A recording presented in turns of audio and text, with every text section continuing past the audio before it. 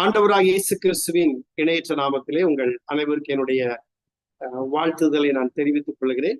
மறுபடியும் உங்களை நான் இந்த ஆன்லைன் வாயிலாக இந்த வகுப்பு மூலமாக சந்திப்பதிலே அதிக மகிழ்ச்சி அடைகிறேன். நம்ம இது வரைக்கும் தியாலஜி நம்ம பார்த்தோம், அதை முடிச்சிட்டோம். அடுத்தது 2வது சப்ஜெக்ட் பிப்ளியாலஜி அப்படிங்கிறத நம்ம பார்த்துட்டு இருக்கோம். இன்றைக்கு பிப்ளியாலஜி ஓரளவுக்கு முடிஞ்சிடும்னு நினைக்கிறேன். முடிஞ்சிட்டா டைம் இருந்தா கிறிஸ்டாலஜி, கிறிஸ்து இயல் என்பதை குறித்து நம்ம பார்க்கலாம். இப்பொழுது நம்ம பிப்ளியாலஜில 2வது பகுதிக்கு நம்ம வருகிறோம். எதுல இருந்து நடத்தணும் அப்படின்னா, தேவனுடைய வார்த்தை நமக்கு எப்படி வந்தது அப்படிங்கிறதுல இருந்து நம்ம பார்க்க போகிறோம். தேவனுடைய வார்த்தை நமக்கு எப்படி வந்தது, அதாவது வேதம் என்றால் என்ன என்று சொல்லி பார்த்தோம். வேதம் நமக்கு எப்படி கிடைத்தது என்று சொல்லி நாம பார்த்தோம். அதோடு இந்த தேவனுடைய இந்த வேதம், இந்த தேவனுடைய வார்த்தை நமக்கு எப்படி வந்தது அப்படின்னா 3 காரியங்கள் இன்றைக்கு இப்போ துவக்கத்தில் நாம் பார்க்க போகிறோம். தொடர்ச்சியாய் நாம் பார்க்க போகிறோம். ஒன்று, தேவனுடைய வார்த்தை நமக்கு எப்படி வந்தது என்றால், தேவனுடைய வார்த்தை வெளிப்பாடு மூலமாய் வந்தது. ரெவலேஷன். எல்லாம் நீங்களா சொல்லி பார்த்துக்குங்க. ரெவலேஷன் அப்படின்னா வெளிப்பாடு. நல்லா கவனிங்க. இந்த 3 நான் சொல்லக்கூடிய 3 பிப்ளியாலஜில மிக முக்கியமானது. தேவனுடைய வார்த்தை நமக்கு எப்படி வந்தது? தேவனுடைய வார்த்தையின் வெளிப்பாடு. கடவுள் வெளிப்பாட்டின் மூலமாக, ரெவலேஷன் மூலமாக நம்மோடு அவர் வெளிப்படுத்தி பேசி இந்த வேதம் நமக்கு கிடைத்தது. அந்த ரெவலேஷன். சரி, ரெவலேஷன் என்பது ஆங்கிலத்துல ரெவலேஷன், தமிழ்ல பார்க்கும் பொழுது வெளிப்படுத்துதல். அதாவது மனிதனால் புரிந்து கொள்ள முடியாதவற்றை தேவன் வெளிப்படுத்தி காட்டும் செயலை வெளிப்பாடு. மனிதனால் புரிந்து கொள்ள முடியாத செயலை, காரியத்தை தேவன் வெளிப்படுத்தி காட்டுவது வெளிப்பாடு. அந்த செயல் தான் வெளிப்பாடு. சரி, இந்த வெளிப்படுத்துதல் என்பதற்கு கிரேக்க மொழியில, வெளிப்படுத்துதல் என்பதற்கு கிரேக்க மொழியில அப்பாகாலுப்சிஸ், அப்பாகாலுப்சிஸ், அப்பாகாலுப்சிஸ் அப்படிங்கிற சொல் மறைவை அகற்றுதல் அல்லது திரையை நீக்குதல் அல்லது திறந்து காட்டுதல். இந்த அப்பாகாலுப்சிஸ் என்ற கிரேக்க சொல். இந்த கிரேக்க சொல்லுக்கு அதனுடைய அர்த்தம் மறைவை அகற்றுதல், அடுத்தது திரையை நீக்குதல், திறந்து காட்டுதல். அப்படின்னா வெளிப்படையாக பார்க்க முடியாத ஒன்றை திறந்து காட்டுதல், மறைந்திருக்கிற ஒன்றை, அந்த மறைவை, திரையை அகற்றி காண்பிப்பது. அதுதான் வெளிப்பாடு என்பது. இப்ப தேவனுடைய வார்த்தை என்பது நமக்கு எப்படி கிடைத்தது? கடவுளுடைய வார்த்தை, இந்த வேதம் எழுதுவதற்கு காரணமாய் இருந்தது என்ன? தேவனுடைய வெளிப்பாடு. வெளிப்பாடு. சரி, இந்த வெளிப்பாடு என்பது மனிதன் தேவனை பற்றி அறிய முடியாத சத்தியங்களை, மனிதர்கள் தேவனை பற்றி அறிய முடியாத சத்தியங்களை தேவன் அவனுக்கு வெளிப்படுத்துவதே வெளிப்பாடு. கடவுள் அல்லது தேவன் அறிய முடியாத, மனிதனால் புரிந்து கொள்ள முடியாத சத்தியங்களை, மறைந்திருக்கிற காரியத்தை ஆண்டவர் வெளிப்படுத்தினார். அதுதான் வெளிப்படுத்துதல். அதற்கு ஒரு வசனம் ஆதியாகமம் 1ஆம் அதிகாரம் 2ஆம் அதிகாரம், இரண்டையும் நம்ம முழுது படிக்க முடியாது. ஆனால் எபிரேயர் 1ஆம் அதிகாரம் 1-2 வாசிக்கும் பொழுது முதலாவது அந்த வெளிப்பாடு எப்படின்னா, பூர்வ காலங்களில் அந்த வசனம் சொல்லுகிறது. எபிரேயர் 1:1 பூர்வ காலங்களில் பங்கு பங்காகவும் வகை வகையாகவும் தீர்க்கதரிசிகளுக்கு மூலமாக திருவுளம் பற்றின தேவன் என்று சொல்லப்பட்டிருக்கு. எபிரேயர் 1:1 பூர்வ காலங்களில் பங்கு பங்காகவும் வகை வகையாகவும் தீர்க்கதரிசிகள் மூலமாய் பிதாக்களுக்கு திருவுளம் பற்றின தேவன் என்று சொல்லப்பட்டிருக்கிறது. ஆங்கிலத்துல பாத்தீங்கன்னா God who at various times and in various ways spoke in time past to the fathers by the prophets. God who at various times and in various ways. அதாவது வித்தியாசமான காலங்களிலும் வித்தியாசமான வழிகளிலும் தேவன் பூர்வ காலத்தில் வெளிப்படுத்தினார். அந்த வெளிப்பாடு இல்லாமல் நம் கையில் வேதம் இல்லை. தேவன் வெளிப்படுத்தாமல் நாம் சத்தியத்தை பார்க்க முடியாது, வேதத்தை அறிந்து கொள்ள முடியாது. ஆகவே அவர் அப்படி வெளிப்படுத்தினார் என்று சொல்லப்பட்டிருக்கு. சரி, இது வேற ஒரு மொழிபெயர்ப்புல பொது மொழிபெயர்ப்புல என்ன சொல்லப்பட்டிருக்குது அப்படின்னா, பல முறை பல வகைகளில், கவனிக்கணும், பல முறை பல வகைகளில் முற்காலத்தில் இறைவாக்கினர் வழியாக நம் மூதாதையரிடம் கர்த்தர் பேசினார். சரிங்களா? அப்படி ஆண்டவர் பேசினார் என்று சொல்லப்பட்டிருக்கிறது. அப்போ தேவனுடைய வார்த்தை எப்படி நாம் பெற்றுக்கொண்டோம்? தேவனுடைய வார்த்தை அல்லது கடவுளுடைய வார்த்தை நமக்கு எப்படி கிடைத்ததுன்னா வெளிப்பாடு மூலமாக. ஃபர்ஸ்ட் ரெவலேஷன், நீங்களாவே சொல்லி பார்த்துக்கோங்க. ரெவலேஷன், வெளிப்பாடு ஒன்று. ரெண்டாவது இன்ஸ்பிரேஷன்.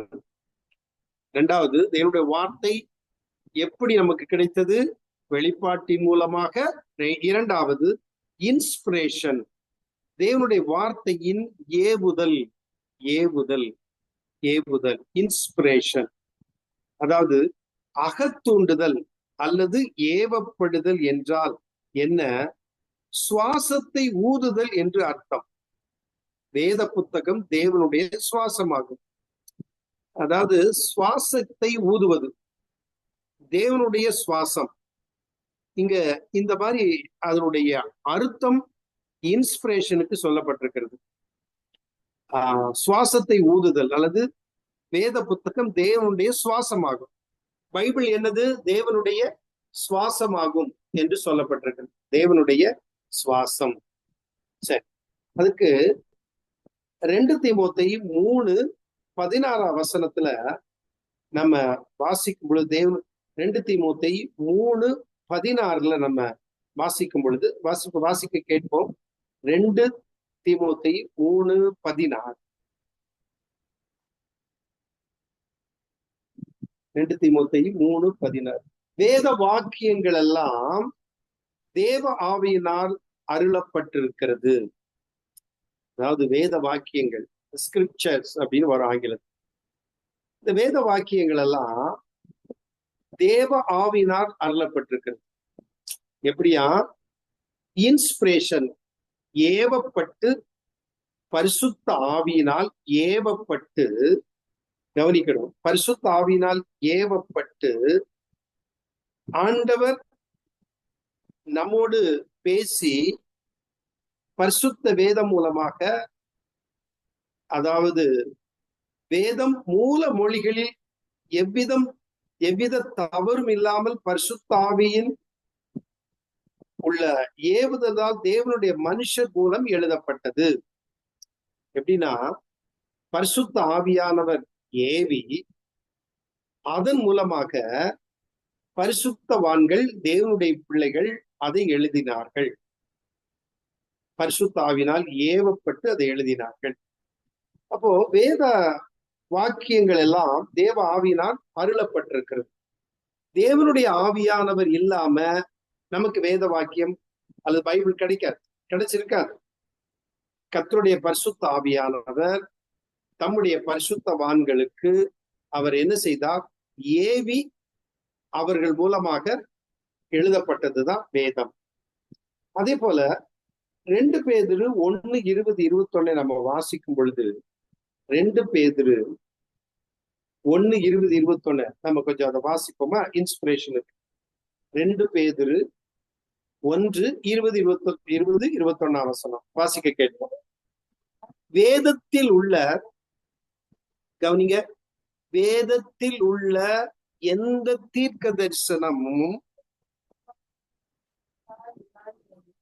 சுய தோற்றமான பொருளை உடையதாய் இராது என்று நீங்கள் முந்தி அறிய வேண்டியது. கவனிச்சிங்களா?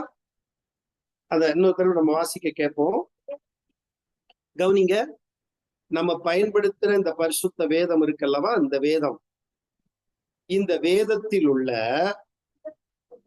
எந்த தீர்க்க தரிசனமும், இது சொல்லப்படுகிறது பழைய ஏற்பாட்டை குறித்து தான் பேதுரு சொல்லும் பொழுது. அப்போ வேதத்தில் உள்ள எந்த தீர்க்க தரிசனமும் சுய தோற்றமான பொருளை உடையதாயிராமல் இராதென்று நீங்கள் முந்தி அறிய வேண்டும். சுய தோற்றத்தை உடையது அல்ல, இதை நான் முந்தி அறிய வேண்டும்.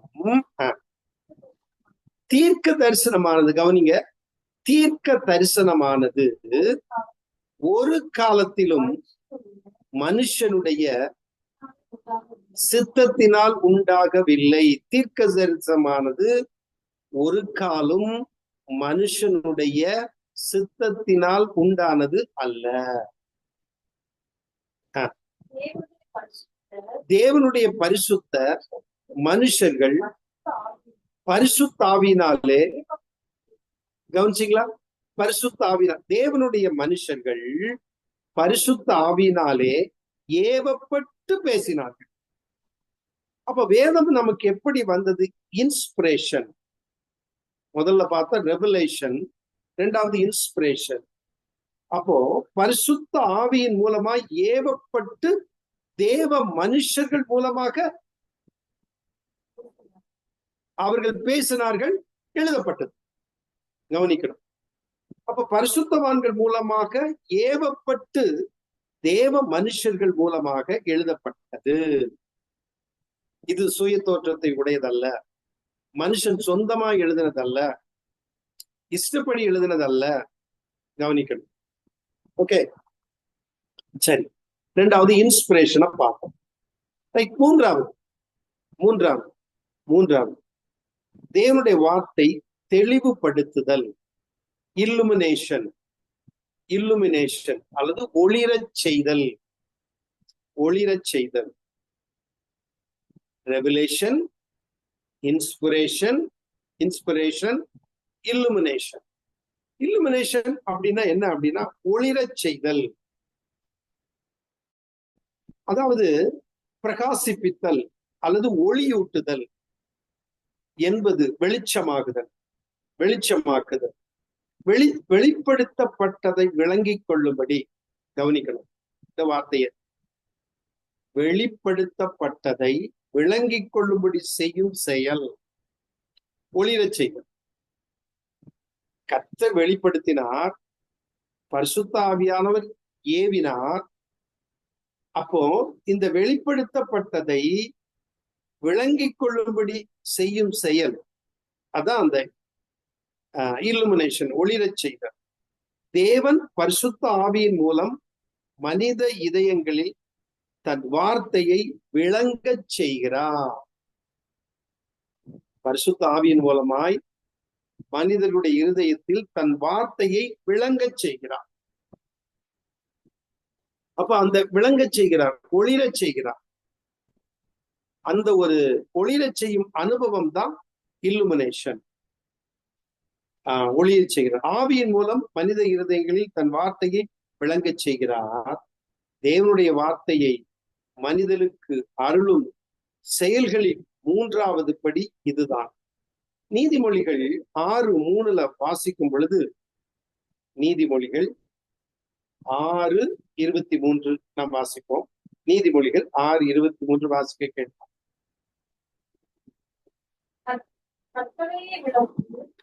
கட்டளையே விளக்கு, வேதமே வெளிச்சம். அப்போ தேவனுடைய வெளிச்சத்தில் வந்ததுதான் இந்த வேதம், கிடைத்ததுதான் இந்த வேதம், இந்த சத்திய வேதம், இந்த தேவனுடைய வார்த்தை. கட்டளையே விளக்கு, வேதமே வெளிச்சம் என்று சொல்லப்பட்டது. நீதிமொழிகள் 6:23. சரி, அப்போ 3 காரியத்தை நம்ம பார்த்தோம். முதலாவது, 1 ரெவலேஷன், வெளிப்படுத்துதல். இரண்டாவது இன்ஸ்பிரேஷன், ஏவப்படுதல். மூன்றாவது இல்லுமினேஷன், ஒளிரச் செய்தல், தெளிவுபடுத்துதல் என்பது பொருள். ரைட். சரி, அடுத்தது தேவனுடைய வார்த்தை என்ன செய்கிறது? கடவுளுடைய வார்த்தை, தேவனுடைய வார்த்தை என்ன செய்கிறது என்று சொல்லி நம்ம பார்க்கிறோம். என்ன செய்கிறது தேவனுடைய வார்த்தை? ஃபர்ஸ்ட், தேவனுடைய வார்த்தை உணர்த்துகிறது. வெளிப்படுத்தப்பட்ட தேவனுடைய வார்த்தை, ஏவப்பட்ட தேவனுடைய வார்த்தை, ஒளிரச் செய்கிற இந்த தேவனுடைய வார்த்தை, இப்படி நமக்கு கிடைத்தது. இந்த தேவனுடைய வார்த்தை என்ன செய்கிறது? எனக்கு என்ன செய்கிறது? உங்களுக்கு என்ன செய்கிறது? தேவனுடைய பிள்ளைகளுக்கு அது என்ன செய்கிறது? முதலாவது, தேவனுடைய வார்த்தை உணர்த்துகிறது. கன்விக்ஷன். First conviction. கன்விக்ஷன் அதாவது 4 C பார்க்க போறோம். 4C. First conviction. கன்விக்ஷன், இந்த கன்விக்ஷன் அப்படின்னா உணர்த்துகிறது. தேவனுடைய வார்த்தை நீங்கள் கேட்கும் பொழுது, தேவனுடைய வார்த்தையை நீங்கள் வாசிக்கும் பொழுது, ஒரு பிரசங்கத்தை நீங்கள் கேட்கும் பொழுது, கர்த்தருடைய வார்த்தையை கேட்கும் பொழுது அது என்ன செய்கிறது? என் இருதயத்தில் உணர்த்துகிறது. நீங்க நிறைய பெரிய கூட்டங்கள் எல்லாம் ஆல்டர் கால் கொடுப்பாங்க. முடிச்சுட்டு ஆண்டவராக இயேசு கிறிஸ்துவை ஏற்றுக்கொண்டவர்கள் எத்தனை பேர் கரங்களை உயர்த்துங்கள், அல்லது நீங்க முன்னால வாருங்கன்னு சொல்லுவாங்க. எல்லாம் வருவாங்க. என்னன்னா, அந்த செய்தியின் மூலமாய் தொடப்பட்டு, அந்த செய்தியின் மூலமாய் உணர்த்தப்பட்டு கர்த்தரை ஏற்றுக்கொள்கிறாங்க இல்லையா? தன்னுடைய குறைகளை உணர்ந்து, பாவங்களை அறிக்கையிட்டு அவர்கள் கர்த்தரை ஏற்றுக்கொள்கிற அனுபவத்தை நம்ம பார்ப்போம். கன்விக்ஷன். ஒரு வசனத்தை நம்ம படிக்க கேட்போம். முதலாவது, நெகேமியா தீர்க்கதரிசியின் புஸ்தகம். நெகேமியா தீர்க்கதரிசியின் புஸ்தகம். ஒரு நிமிஷம் நானே அதை வாசிக்கிறேன். கவனிங்க.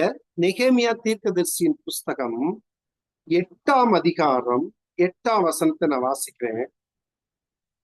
அவர்கள் தேவனுடைய நியாயப்பிரமாண புஸ்தகத்தை தீர்க்கமாய் வாசித்து, கவனிங்க,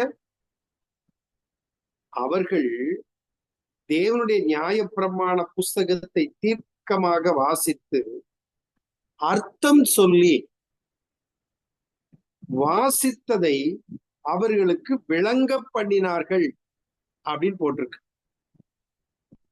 இத சிலர் என்ன புரிஞ்சுக்குவாங்க அப்படின்னா, ஓஹோ, தேவனுடைய நியாயப்பிரமாண புஸ்தகத்தை வாசிச்சாங்க, உடனே அதுக்கு என்ன சொல்றாங்க, ஒரு அர்த்தம் சொல்லி விளக்கம் கொடுத்து அவர்களுக்கு ஒரு வசனத்திற்கு விளக்கம் கொடுத்தாங்க அப்படின்னு நினைச்சுக்குவாங்க. ஆனா வேத அறிஞர்கள், வேத பண்டிதர்கள் இந்த வசனத்துக்கு அப்படி சொல்லல. கவனிப்போம். மறுபடியும் நான் சொல்றேன். அவர்கள் தேவனுடைய நியாயப்பிரமாண புஸ்தகத்தை தீர்க்கமாக வாசித்து அர்த்தம் சொல்லி வாசித்ததை அவர்களுக்கு விளங்க பண்ணினார்கள் அப்படின்னு போட்டுட்டு 9ஆம் வசனம் பாருங்க. ஜனங்கள் எல்லாரும் நியாயப்பிரமாணத்தின் வார்த்தைகளை கேட்டபோது, அப்ப அந்த வேத நியாயப்பிரமாணத்தை ஜனங்கள் கேட்ட பொழுது, நியாயப்பிரமாணத்தை அதன் வார்த்தைகளை கேட்ட பொழுது அழுதபடியால், கேட்டுட்டு என்ன செய்திருக்காங்க? அழுதுருக்காங்க. அழுதபடியால் திர்ஷாதா என்னப்பட்ட நெகேமியாவும் வேத பார்னாகிய எஸ்ரா என்னும் ஆசாரியனும் ஜனங்களுக்கு விளக்கி காட்டின லேவியரும். இந்த இடத்துல 3 பேர் மென்ஷன் பண்றாங்க. திர்ஷா எனப்பட்ட நெகேமியாவும், வேதபாரனாகிய எஸ்ரா என்னும் ஆசாரியனும், ஜனங்களுக்கு விளக்கி காட்டின லேவியரும் சகல ஜனங்களையும் நோக்கி, இந்த நாள் உங்கள் தேவனாகிய கர்த்தருக்கு பரிசுத்தமான நாள், நீங்கள் துக்கப்படவும் அளவும் வேண்டாம் என்றார்கள். கவனிச்சிங்களா? இத வாசிச்சு இது என்ன செஞ்சிருக்காங்க? அழுதுருக்காங்க. இத கேட்ட ஜனங்கள் அழுதுருக்காங்க. இப்போ நீங்க கவனிக்கணும், இவங்க துக்கப்பட்டு அழுதத இந்த நாள் சந்தோஷப்பட வேண்டிய நாள், நீங்க அழாதீங்க. ஏன் அழுதாங்க? உணர்த்தப்பட்டபடியினால். கன்விக்ஷன் உணர்த்தப்பட்டபடினால். இப்ப நான் ஒரு சின்ன விளக்கம் அதுக்கு கொடுக்கிறேன். நியாயப்பிரமாணம் எபிரேய மொழியில் எழுதப்பட்டிருந்தது. கவனிங்க, நியாயப்பிரமாணம் எபிரேய மொழியில் எழுதப்பட்டிருந்தது. இந்த நிகழ்ச்சியின் போது இந்த திர்ஷா இல்ல இந்த நெகேமியா, அப்புறம் இந்த ஆசாரியன் லேவியர்கள் இல்ல, இவங்கெல்லாம் என்ன செய்தார்கள்? இந்த நிகழ்வின் போது மக்களில் பலருக்கு இந்த மொழி தெரியாது. கவனிக்கணும், மக்கள் எபிரேய மொழிய மறந்துட்டாங்க. எபிரேய மொழிய பேசினா அவங்களுக்கு அது சரியா புரியாது. அதனால இவர்கள் என்ன செய்தார்கள்? கவனிங்க, அதான் அந்த வசனத்தை நான் வாசிச்சேன்.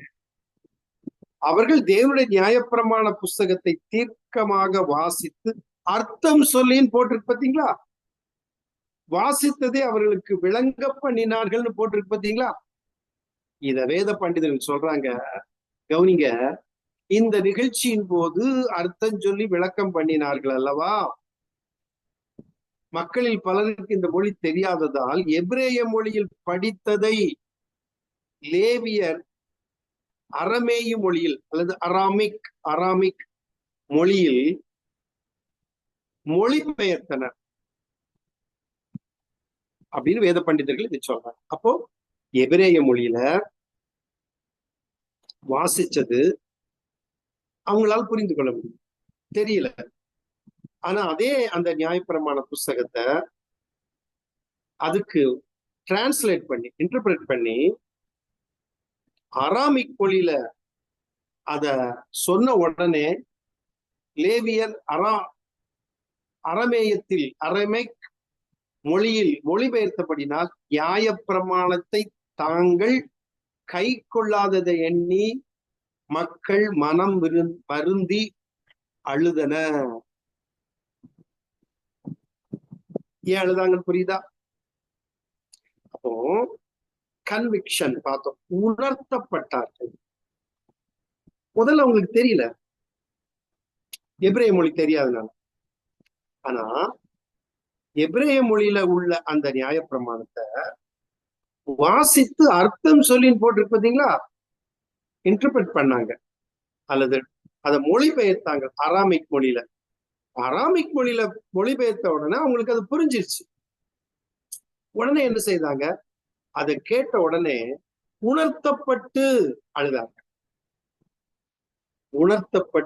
அழுதாங்க. கன்விக்ஷன். தேவனுடைய வார்த்தை என்ன செய்கிறது? உணர்த்துகிறது. மனிதனுடைய இருதயத்தை, மனிதனுடைய வாழ்க்கையை உணர்த்தி மாற்றுகிறது. ஒன்று. இரண்டாவது, தேவனுடைய வார்த்தை சீர்படுத்துகிறது. கரெக்ஷன். நான் சொன்ன 4C. C C C C C பாருங்க, 4C. அப்ப கன்விக்ஷன் இரண்டாவது, கரெக்ஷன் அப்படின்னா தேவனுடைய வார்த்தை ஒரு மனுஷனை சரிப்படுத்துகிறது அல்லது சீர்படுத்துகிறது. ஒரு மனுஷனை சீர்படுத்துகிறது. மனுஷன் செய்கைகளை குறித்து, நான் உம்முடைய உதடுகளின் வாக்கினாலே துஷ்டனுடைய பாதைகளுக்கு விலக்கமாய் என்னை காத்து கொள்ளுகிறேன். இந்த சங்கீதம் 17 நாள்ல மனுஷரின் செய்கைகளை குறித்து நான் உம்முடைய உதடுகளின் வாக்கினாலே துஷ்டனுடைய பாதைகளுக்கு விளக்கமா என்னை காத்து கொள்ளுகிறேன். கரெக்ட் பண்ணிக்கிறேன், என்னை கரெக்ஷன் பண்ணிடுறேன். எதனால? உம்முடைய உதடுகளின் வாக்கினால், இல்லையா? கரெக்ஷன். அடுத்தது, வேத வாக்கியங்கள் எல்லாம் தேவ ஆவினால் அருளப்பட்டிருக்கிறது. தேவனுடைய மனுஷன் தேறினவனாகவும் எந்த நற்கிரியையும் செய்ய தகுதி உள்ளவனாகவும் இருக்கும்படியாக என்று 2 தீமோத்தேயு 3:16 சொல்லப்பட்டிருக்கு. அதே பகுதியில 17ஆம் வசனம் சொல்லுகிறது, அவைகள் உபதேசத்துக்கும் கடிந்து கொள்ளுதலுக்கும் சீர்திருத்தலுக்கும் நீதியை படிப்பித்தலுக்கும் பிரயோஜனம் உள்ளவர்களாக இருக்கிறது. என்னதுங்க? சீர்திருத்தலுக்கு, கரெக்ஷன். என்னை கரெக்ட் பண்ணுது, கரெக்ஷன். தேவனுடைய வார்த்தை என்ன செய்கிறது?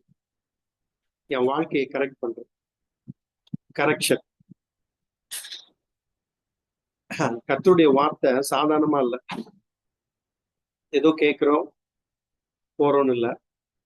ஒருவேளை ஞாயிற்றுக்கிழமை சர்ச்சுக்கு போகும் பொழுதும் சரி, வேற விசேஷத்த ஜெப கூட்டத்துக்கு போகும் பொழுதும் சரி, கர்த்தருடைய வார்த்தை பேசும் பொழுது, கர்த்தருடைய வார்த்தையை கேட்கும் பொழுது என்ன செய்கிறார்கள் அப்படின்னா, உணர்த்தப்படுகிறார்கள். ஒன்று கன்விக்ஷன், 2வது கரெக்ஷன். சீர்படுத்தப்படுகிறார்கள்.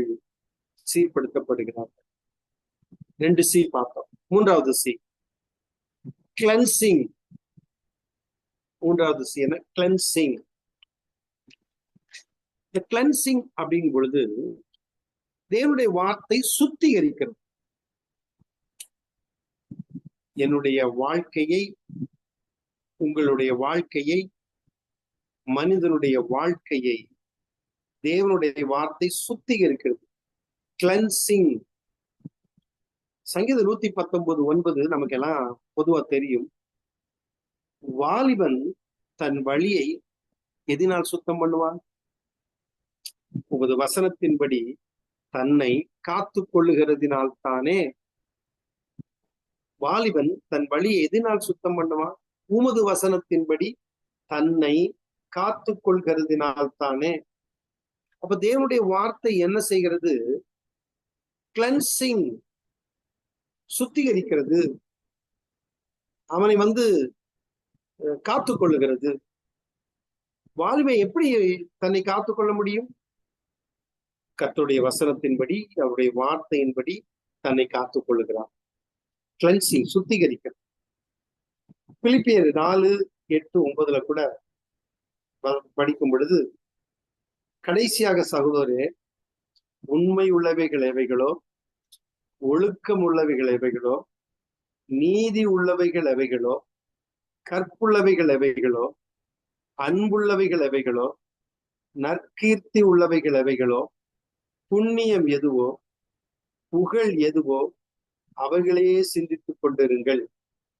நீங்கள் என்னிடத்தில் கற்றும் அடைந்தும் கேட்டும் கண்டும் இருக்கிறவைகள் எவைகளோ அவைகளையே செய்யுங்கள். அப்பொழுது சமாதானத்தின் தேவன் உங்களோடு இருப்பார். என்கிட்ட கேட்டிருக்கிறதெல்லாம் நீங்க கற்று அடைந்து கேட்டும் கண்டும் இருக்கிறவைகள் எவைகளோ அவைகளையே செய்யுங்கள். அப்பொழுது சமாதானத்தின் தேவன் உங்களோடு இருப்பார். அப்ப கர்த்தருடைய வார்த்தை என்ன செய்து? கிளென்சிங், சுத்திகரிக்கிறது. 3 சி பார்ப்போம். 4வது சி கன்ஃபார்ம்ஸ், நிலைப்படுத்துகிறது அல்லது உறுதிப்படுத்துகிறது. இயேசு தம்மை விசுவாசித்த யூதர்களை நோக்கி, நீங்கள் என் உபதேசத்தில் நிலைத்திருந்தால் மெய்யாகவே என் சீஷர்களாயிருக்கு. ஆண்டவர் சொல்றாரு, இயேசு கிறிஸ்து உபதேசத்தை தன்னுடைய வாழ்க்கையே உபதேசமா தான் சொன்னார்.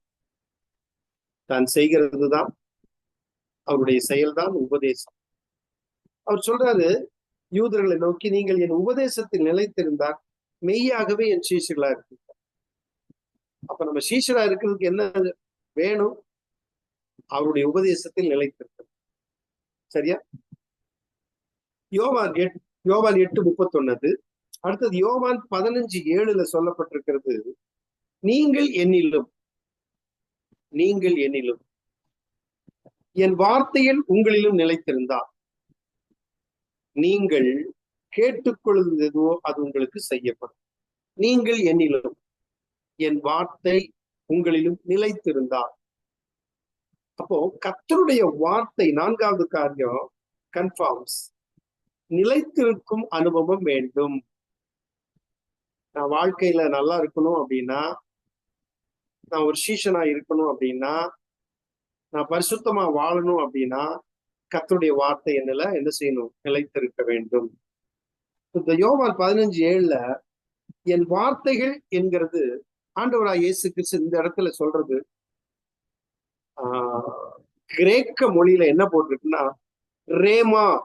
ரேமா, RHEMA, ரேமா, கிரீக் வேர்டு ரேமா அப்படின்னு சொல்லப்பட்டது.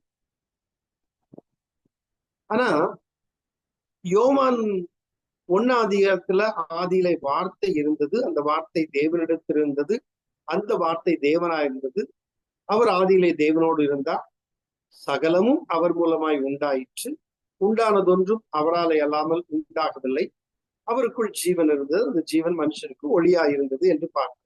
ஆதியிலே வார்த்தை இருந்தது. அந்த வார்த்தை என்கிறது, அந்த வார்த்தைக்கு கிரேக்க மொழி அங்க ரேமா வரல, லோகோஸ் அப்படின்னு வருது. லோகோஸ்ன்னு வருது.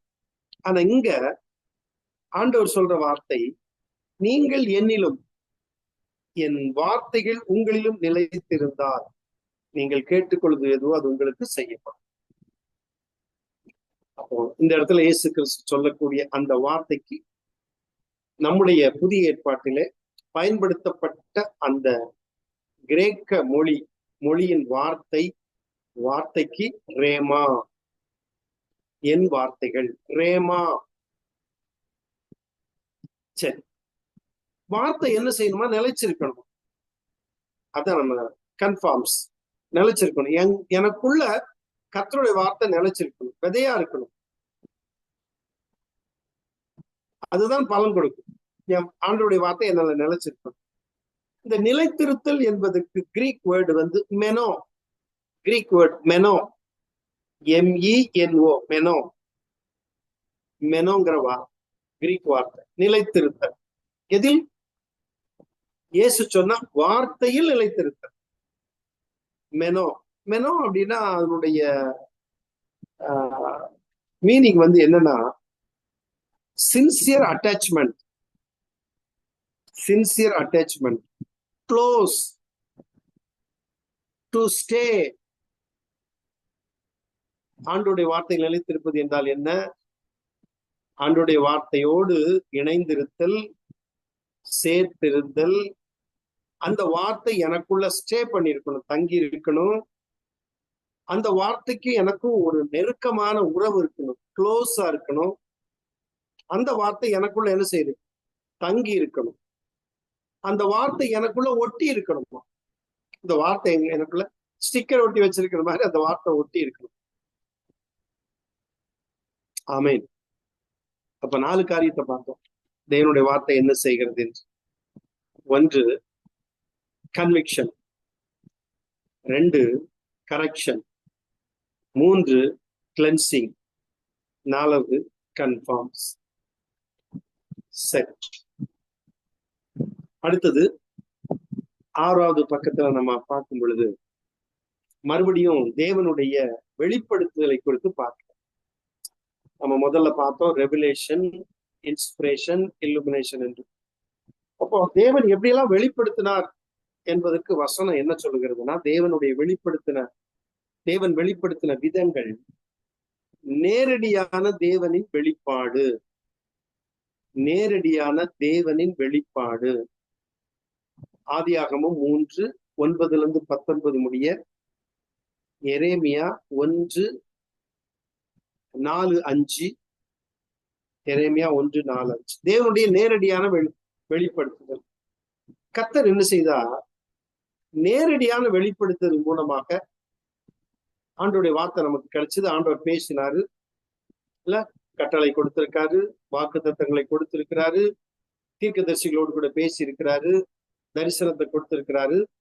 அப்ப தேவனுடைய நேரடியான வெளிப்படுத்து, தேவன் வெளிப்படுத்தின விதங்கள் எப்படி? கடவுள் தேவன் நேரடியான வெளிப்படுத்தல் மூலமாக ஒன்று. இரண்டாவது, தூதர்களின் வழியா. இரண்டாவது எப்படிங்க ஆண்டவர் கர்த்தருடைய வார்த்தை வெளிப்பட்டது அல்லது தேவனுடைய வெளிப்பாடு கிடைச்சது? இரண்டாவது, தூதர்கள் மூலமாக, தூதர்கள் வழியாக.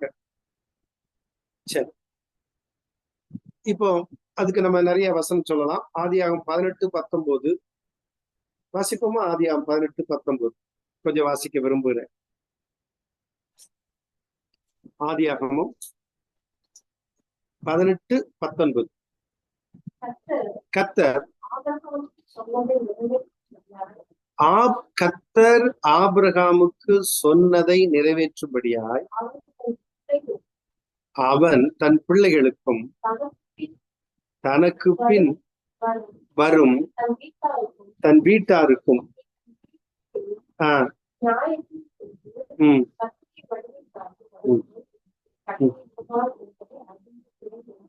சரி, லூக்கா 1:11-20 வரைக்கும் வாசி. லூக்கா தூதர்கள் வழியாக வெளிப்படும். லூக்கா 1ஆம் அதிகாரம் 11 வாசி. அப்பொழுது கர்த்தருடைய தூதன் தூபபீடத்தின் வலது பக்கத்திலே நின்று அவனுக்கு தரிசனமானார். சகரியா அவனை கண்டு கலங்கி பயமடைந்தான். தூதன் அவனை நோக்கி, சகரியாவே பயப்படாதே. சரி, இப்ப என்ன செய்து? தேவ தூதன் மூலமாக அவனுக்கு வெளிப்பாடு வருகிறதை பார்க்கும். தேவ தூதன் அவனுக்கு பேசுகிறார், அவனுக்கு நடக்க போகிற காரியத்தை சொல்லுகிறதை பார்க்கலாம். அப்போ தூதர்களின் வழியாக தேவன் வெளிப்படுத்தினார். 2. மூன்றாவது, இந்த பிரபஞ்சம் வழியாக அல்லது இந்த உலகத்தின் வழியாக. சங்கீதம் 19:1-3 முடிய. சங்கீதம் 19:1-3 முடிய. வானங்கள் தேவனுடைய மகிமையை வெளிப்படுத்துது. பாத்தீங்களா? அப்ப ஆண்டவர் எப்படியெல்லாம் வெளிப்படுத்தினார்? நேரடியா வெளிப்படுத்தினார் 1. இரண்டாவது, தூதர்கள் மூலமாய் வெளிப்படுத்தினார் 2. மூன்றாவது, இந்த பிரபஞ்சத்தின் வழியாக, உலகத்தின் வழியாக. வசனம் சொல்லுகிறது, வானங்கள் தேவனுடைய மகிமையை வெளிப்படுத்துகிறது. அப்போ நம் ஆகாய விரிவு அவர் கரங்களின் கிரியையை அறிவிக்கிறது. வசனம் சொல்லுகிறது, வானங்கள் தேவனுடைய மகிமையை வெளிப்படுத்துகிறதா. வானத்தை மேல பார்த்தா தேவனுடைய மகிமை வெளிப்படுகிறது. நம்ம அதிகமா பாக்குறதே இல்லைல்ல. நைட்ல பார்த்தோம்னா மூன் இருக்கும், ஸ்டார்ஸ் நிறைய இருக்கும். சில சமயம் அப்படியே பார்த்துட்டு இருந்தா ஏதோ ஒரு நட்சத்திரம் விழுகிறது மாதிரி வரும். நட்சத்திரம் அல்ல, அது ஒரு எரிக்கல். அப்படியே பார்த்துட்டே இருந்தா சில நட்சத்திரங்கள் கொஞ்சம் பெருசா தெரியும், சில நட்சத்திரங்கள் கொஞ்ச நேரத்துல தெரியாம போயிடும், மறைஞ்சிடும். காலையில வானத்துல மேல பார்த்தா சூரியன் வரும். இப்படி வானத்தை நம்ம பார்க்கும் பொழுது அது என்ன செய்கிறதா? தேவனுடைய மகிமையை வெளிப்படுத்துகிறது. அப்போ கடவுள் தேவன் எப்படி வெளிப்படுத்துகிறார்? பிரபஞ்சத்தின் மூலமாக, வானத்தின் மூலமாக, இந்த உலகத்தின் மூலமாக வெளிப்படுத்துகிறார். அப்போஸ்தலர் 14:15-17 முடிய. ரோமர் 1ஆம் அதிகாரம் 18-20 முடிய குறிச்சு வச்சுக்கோங்க. அடுத்தது 4வது காரியம். 4வது காரியம் உபாகமம் 12:8. உபாகமம் 12:8 தீர்க்கதரிசிகள் வழியாக. 4வது காரியம் என்னங்க? தீர்க்கதரிசிகள் மூலமாக வெளிப்படுகிறார் கர்த்தர். தேவன் வெளிப்படுத்தின விதங்கள் பாருங்க, எப்படி என்ன எவ்வளவு அழகா இருக்கு, எவ்வளவு அழகா இருக்கு. கடவுள் இல்லை என்று சொல்றவன் மதிக்கட்டவன் தான் சொல்லுகிறான். வானத்தை பார்த்தாலே கடவுள் இருக்கிறாருங்கிற வெளிப்பாடு கிடைக்குது இல்ல? தூதர்கள் வழியா தேவனுடைய வெளிப்பாடு கிடைக்கிறது. தேவனே டைரக்டா வெளிப்படுத்தி இருக்கிறார். நாலாவது தீர்க்க தரிசிகள் வழியாக. என்னாகமும் 12:8 வாசி. இல்ல, என்னாகும் 12:8. என்னாகமும் 12:8.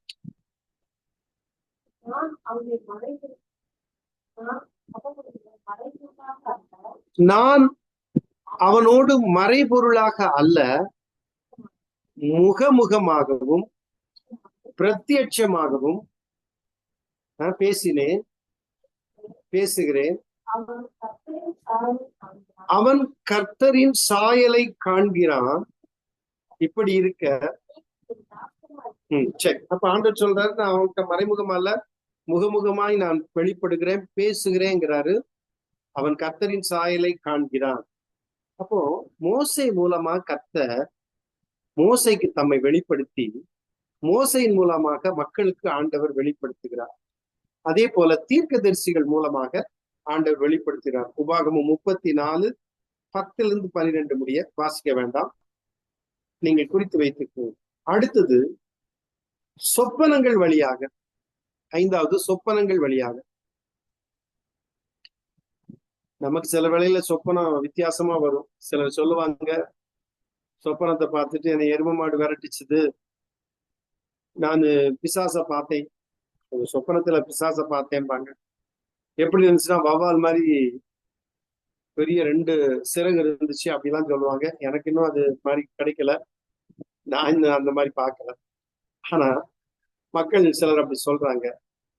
ஆனா சொப்பனங்கள் வழியாக ஆண்டவர் என்ன செய்கிறார்? பேசுகிறார். அந்த காலத்துல பேசுகிறார், பேசி இருக்கிறார். உங்களுக்கும் எனக்கும் ஆண்டவர் சொப்பனத்தின் மூலமாக வெளிப்படுறார், கனவு மூலமாக. அது தொல்லையின் பிரச்சனையினால் வரும் சொப்பனம் வேற, கர்த்தர் காட்டுகிற சொப்பனம் வேற. அது ஒரு தரிசனமாகவே இருக்கு, அதன்படி நடக்கும். அப்ப ஆண்டவர்கிட்ட நான் நைட்ல படுக்கும் பொழுது ஜெபம் பண்ணி படுக்கணும், ஆண்டவரே என் கூட பேசும் ஆண்டவரே, சொப்பனத்தின் மூலமாய் பேசுவார். தானியேல் 7:1 பார்க்கும் பொழுது, எண்ணாகமம் 12:6 பார்க்கும் பொழுது, மத்தேயு 1:20 பார்க்கும் பொழுது, மத்தேயு 2:12-13 இதெல்லாம் பார்க்கும் பொழுது சொப்பனங்கள் மூலியமா கர்த்தர் பேசுறதை நம்ம அறிந்து கொள்ளலாம். மத்தேயு 1:20 நீங்க பார்க்கல, மத்தேயு 1:20, தானியேல் 7:1, மத்தேயு 1:20, மத்தேயு 2:12-13 வாசிப்போம். அவன் இப்படி சிந்தித்துக் கொண்டிருக்கையில் கர்த்தருடைய தூதன் சொப்பனத்தில் அவனுக்கு காணப்பட்டு, தாவீதின் குமாரனாகிய யோசேப்பே, உன் மனைவியாகிய மரியாளை சேர்த்துக்கொள், ஐயப்படாது. கவனிச்சிங்களா? மரியாளை ரகசியமா விலைக்கு வச்சுட்டு இருக்கும் பொழுது கர்த்தருடைய தூதன் சொப்பனத்துல தோன்றி இல்ல அவங்கிட்ட உணர்த்துறாரு, பேசினார். அப்போ கடவுள் தேவன் எப்படி வெளிப்படுகிறார்? சொப்பனங்கள் வழியாக வெளிப்படுகிறார். அடுத்தது 6வது தரிசனங்கள் வழியாக. ஏசாயா 1:1, எசேக்கியேல் 1:1, அப்போஸ்தலர் 9:10, அப்போஸ்தலர் 10:3-6 முடிய நிறைய வசனங்கள் உண்டு. அப்போ தரிசனத்தின் மூலமாக, தரிசனத்தின் வழியாக ஆண்டவர் என்ன செய்கிறார்? தன்னை வெளிப்படுத்துகிறார், தரிசனம் கொடுக்கிறார். ஆபிரகாமுக்கு கர்த்தர் தரிசனமானார், ஈசாக்கு கர்த்தர் தரிசனமானார், யாக்கோபுக்கு கர்த்தர் தரிசனமானார், மோசேக்கு கர்த்தர் தரிசனமானார். ஆண்டவர் தரிசனமாகிறார். ஏசாயா தீர்க்க தரிசிக்கு தரிசனமானார், எலியாவுக்கு தரிசனமானார், எலிசாவுக்கு தரிசனமானார், தீர்க்க தரிசிகளுக்கு தரிசனமானார், அப்போஸ்தலருக்கு தரிசனமானார். அப்போஸ்தலனாகிய பவுலுக்கு அவன் ஆண்டவரை ஏற்றுக்கொள்ளாத முந்தி அவன் கிறிஸ்தவர்களை துன்பப்படுத்திட்டு இருந்தான். கர்த்தர் அவனுக்கு தரிசனமானார், தன்னை வெளிப்படுத்தினார். இல்ல, ஒரு வசனத்தை வாசிப்போமா? அப்போஸ்தலர் 9:10, அப்போஸ்தலர் 9:10.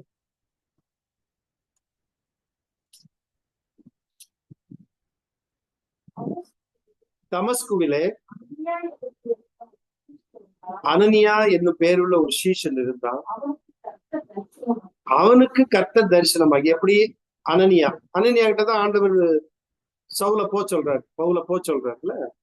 அப்போ ஆண்டவர் அனனியாவுக்கு தரிசனம் கொடுத்தார்.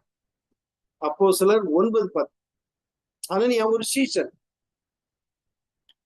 அந்த சீஷன் இடத்துலதான் பவுல ஆண்டவர் அனுப்புறாரு ஜெபம் பண்ண போகும். அந்த அனனியா ஜெபம் பண்ணிதான் பவுலுக்கு கண்ணு தெரியாம இருந்தது. அவனுடைய கண்களில் இருந்து அப்படி மீன் செதில் போல கீழே விழுந்து பார்வை அடைகிறான் அவன் ஜெபம் பண்ணி. அப்ப அனனியாவுக்கு கர்த்தர் என்ன செய்தாரா? தரிசனமானா. கர்த்தர் தரிசனத்தின் மூலமாக தன்னை வெளிப்படுத்துகிறார். ஏசாயா 1:1, எசேக்கியேல் 1:1, அப்போஸ்தலர் 9:10, அப்போஸ்தலர் 10 10 அதிகாரம் 3-6. சரியா? ரைட். 7வது, கிறிஸ்து வெளிப்பட்டதன் மூலமாக. கடைசியா 7வது, கிறிஸ்து வெளிப்பட்டதன் மூலமா. ஏற்கனவே எபிரேயர் 1:1 படிச்சோம். தேவன் பங்கு பங்காகவும் வகை வகையாகவும் தீர்க்கதரிசிகள் மூலமா திருவுளம் பற்றின தேவன் இந்த கடைசி நாட்களிலே தம்முடைய குமாரன் மூலமாய் திருவுளம் பற்றி, இல்லையா? கிறிஸ்துவின் மூலமாக வெளிப்பாடு கிடைத்தது. எபிரேயர் 1:1, யோவான் 1:1, யோவான் 1:14-18 முடிய, 1 தீமோத்தேயு 3:16. தேவன் மாம்சத்தில் வெளிப்பட்டார். அதான் 1 தீமோத்தேயு 3:16. தேவன் மாம்சத்தில் வெளிப்பட்டார். கிறிஸ்துவின் மூலமாக தேவன் மாம்சத்தில் வெளிப்பட்டார். சரி, 7 காரியத்தை நம்ம பார்த்தோம். நேரடியான தேவனுடைய வெளிப்பாடு, தூதர்கள் வழியான வெளிப்பாடு, பிரபஞ்சத்தின் வழியாக வெளிப்பாடு, தீர்க்கதரிசிகள் மூலமான வெளிப்பாடு, சொப்பனத்தின் மூலமாக வெளிப்பாடு, தரிசனங்கள் வழியாக வெளிப்பாடு, கிறிஸ்து வெளிப்படுத்தின மூலமாக தேவன் வெளிப்பட்டார். வேதத்தை படிக்கும்போது அறிந்து கொண்டு. சரி, வேதத்திற்கு 7 அடையாள சொற்கள் உண்டு. நம்ம பரிசுத்த வேதத்திற்கு 7 விதமான அடையாள சொற்கள். 1, வேதத்திற்கு பட்டயம் என்பது பெயர். எபிரேயர் 4:12 வாசிக்க வேண்டாம், குறிச்சு வச்சுக்கோங்க. பட்டயம். 7 அடையாள சொற்கள். 1 வேதத்திற்கு பட்டயம் அப்படின்னு ஒரு பேர். வேதம் இருபுறம் கருப்புள்ள பட்டயம் சொல்லப்பட்டிருக்கிறது இல்ல. வேதம் பட்டயம் என்று சொல்லப்படுகிறது. எபிரேயர் 4:12. 2வது, வேதம் சம்மட்டி. எரேமியா 23:29 சம்மட்டின்னு சொல்லப்படுகிறது. 3வது, அக்கினி. எரேமியா 23:29 அக்கினி. அடுத்தது தீபம். சங்கீதம் 119:105 தீபம். ஆண்டோடைய வார்த்தை என் கால்களுக்கு தீபமா இருக்கிறது, என் பாதைக்கு வெளிச்சமா இருக்கிறது இல்ல. 5வது, விதை. 1 பேதுரு 1:23 விதை. 6வது, வேதத்துக்கு கண்ணாடி. யாக்கோபு 1:23-25 முடிய. 7, உணவு. 1 பேதுரு 2:3, எரேமியா 5:12-14. சரி, அப்போ 7 அடையாள சொற்கள் வேதத்துக்கு பயன்படுத்தி இப்பொழுது நம்ம பார்த்தோம். பட்டயம், சம்மட்டி, அக்கினி, தீபம், விதை, கண்ணாடி, உணவு என்பதை பார்த்தோம். சரி, அடுத்தது கிட்டத்தட்ட நம்ம முடிகிற ஸ்டேஜுக்கு நம்ம வந்திருக்கோம்.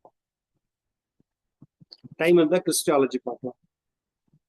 அடுத்தது பார்க்கும் பொழுது கெனான் அப்படிங்கிற ஒரு காரியத்தை பார்க்கிறோம். கெனான் அப்படின்னா, இந்த கெனான்னா என்ன? இதுக்கு ராடு என்ற ஒரு பொருள். கெனான் அப்படின்னா அளவுகோல் அப்படின்னு சொல்லுவாங்க. கெனான் என்றால் அளவுகோல். வேதத்தை பொறுத்த மட்டில் எத்தனை புத்தகங்கள் கர்த்தருடைய அங்கீகரிப்பை கொண்டிருக்கிறது, பழைய ஏற்பாட்டில் அளவிடப்பட்ட புத்தகம் 39 யூத எபிரேய வேதாகமத்தில் உள்ளதே ஆகும். இந்த புத்தகங்கள் அளவிடப்பட்டு கர்த்தருடைய வார்த்தை என்று கண்டுகொள்ளப்படுகிறது. தேவனுடைய வார்த்தைகள் இந்த பைபிள்ல இருக்கிறதெல்லாம் இது உண்மை, இது ஏற்றுக்கொள்ளலாம், இதை அங்கீகரிக்கலாம் அப்படின்னு அங்கீகரிக்கப்படக்கூடிய ஒரு காரியம் என்னன்னா, இது எப்படி பரிசுத்த வேதம்? அப்ப இதுக்கு ஒரு அளவுகோல் இருக்கு. அதுக்குதான் கெனான், CANON, கெனான் அப்படின்னு சொல்லுவாங்க. இது தேவனுடைய வார்த்தை தான், இது கர்த்தருடைய வார்த்தை தான், இது தேவனால் பேசப்பட்டது, இது வேதத்தில் இடம்பெறுவதற்கு தகுதி உள்ளது, இது அங்கீகரிக்கப்பட்டது அப்படின்னு அங்கீகரிப்பை அளவுகோலாக பயன்படுத்தப்பட்டது எது அப்படின்னா கெனான். கெனான் அப்படிங்கிறது, இந்த கெனான் யூத எபிரேய வேதாகமத்தில் உள்ளதே ஆகும். எபிரேய இந்த புத்தகங்கள் அளவிடப்பட்டு கர்த்தருடைய வார்த்தை என்று கண்டுகொள்ளப்படுகிறது.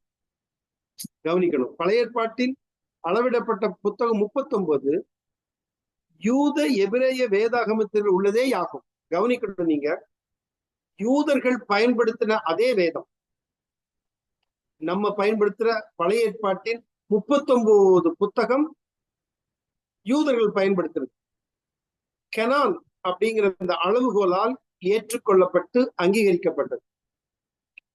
அப்போ இந்த கெனான் மூலமா இந்த 39 புத்தகமும் நம்ம பயன்படுத்துறது யூதர்கள் பயன்படுத்துறது. ஆனா யூதர்கள் 39 பயன்படுத்தல. நம்ம ஏற்கனவே பார்த்தோம் இல்லையா, உங்களுக்கு ஞாபகம் இருக்கும். அவங்க வேதத்தை 3 பிரிவா பிரிச்சிருக்காங்க, தோரா, நெவீம், கெட்டுவீம்.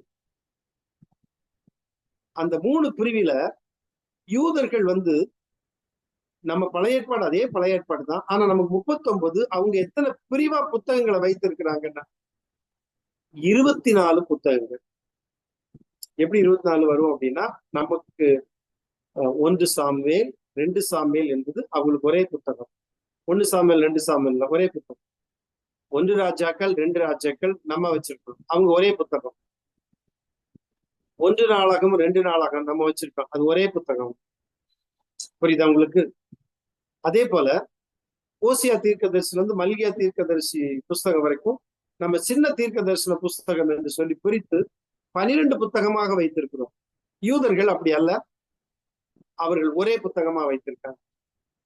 அப்ப இதெல்லாம் நீங்க கணக்கு பார்த்து கூட்டி பார்க்கும் பொழுது யூதர்கள் 24 புத்தகம்.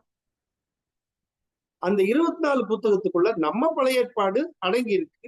ஆனால் யூதர்களுடைய பிரிவின்படி 24 புத்தகங்கள், நம்முடைய பிரிவின்படி அதே 24 புத்தகத்தை நம்ம என்ன பண்ணிருக்கிறோம், 39 பிரிச்சிருக்கோம். சரி, அதாவது 39 புத்தகம் நிச்சயமாகவே கர்த்தருடைய வார்த்தை என்ற தீர்க்க தரிசன அதிகாரத்தை பெற்றிருப்பதால் புராட்டஸ்டன்ட் சபையால் ஏற்றுக்கொள்ளப்பட்ட அளவாகும். இதுவே 16ஆம் நூற்றாண்டு சீர்திருத்தவாதிகளால் ஏற்றுக்கொள்ளப்பட்டது. தள்ளுபடியாகவும் சொல்லுகிறது. வேத புத்தகத்தை அவர்கள் அந்த வேத புத்தகத்தில் சேர்க்கவில்லை, அதை அவர்கள் என்ன செய்யல, அங்கீகரிக்கல, தள்ளுபடியாகும், அப்போகிரிப்பான்னு சொல்லுவாங்க. அதே போல இந்த கெனான், இங்கு கெனான் என்பது புதிய ஏற்பாட்டின் அளவு